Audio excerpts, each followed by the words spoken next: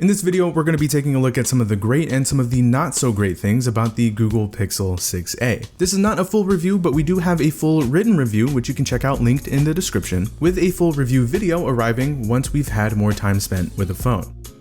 The Pixels are all about software. The UI here is clean, it's simple, it's easy to navigate. Pixelized Android is super smart and powerful, and it comes with a good handful of features, a number of which you'll only find on Pixels. With that Google Tensor chip, that unlocks more possibilities, and we'll be sure to see more cool stuff down the road.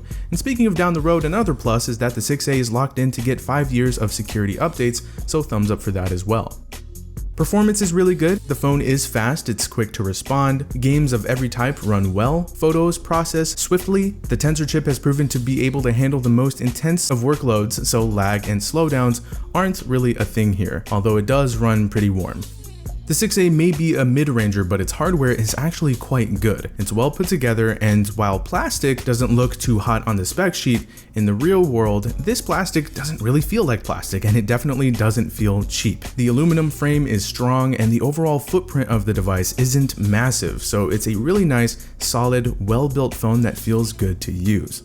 That ties in with the haptics, and this phone is proof that devices at this price point don't have to have bad haptic feedback. Not only does the 6a have the best haptics in this tier, it's got some of the best in any phone, period. There aren't many ways to describe how good these haptics are, so you really got to try them out for yourself. They're strong, but instead of being loud and obnoxious, the feedback here enhances the user experience, making things feel nice, crisp, and tactile. At this point, Google Pixel and camera might as well be synonymous. The 6a does sport some older camera sensors, the same one we've seen in Pixel phones from years past, but leave it to the image processing to keep these cameras and the pictures they can get some of the best around and easily the best at this price.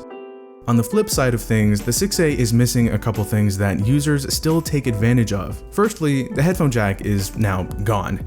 Out of all the Pixel phones, the A series was the one to hang on to this feature, but unfortunately, not anymore. Rest in peace. Second, there's no wireless charging. Now this could be considered nitpicking, but other devices in this price range have it, and it's always nice to have charging options, especially for the convenience factor. Speaking of charging, the phone does take a little while to charge from 0 to 100%. Now I'm not asking for anything crazy, not even 45 watts, just something faster than the 18 watts we have here. There are phones that cost less that can charge much faster. In our experience, it takes around an hour and 45 minutes to get to fully charged from 0%. Sure, that's fine for overnight charging, but for a quick plug-in for some extra juice when you're in a hurry, not the greatest. I will say that we weren't expecting the 6a's fingerprint sensor to be any better than what we got with the 6 and 6 Pro. And in my experience, it's been fine overall, but it's still not a great one, and it definitely isn't on the level of its competitors. It can get the job done, but with its inconsistencies, Google has got to work on this for the next Pixel. And when it comes to the display, no, I'm not talking about 60 Hz here. In our testing, we found that this panel isn't the highest of quality.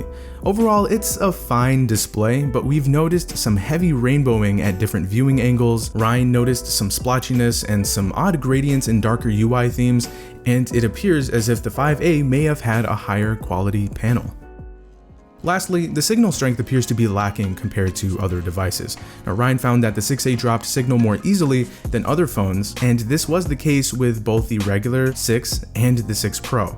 Unfortunately, this seemed to be the experience for a number of 6 and 6 Pro users, so it looks as if the 6a is falling right in line here. Hopefully, this will be fixed moving forward.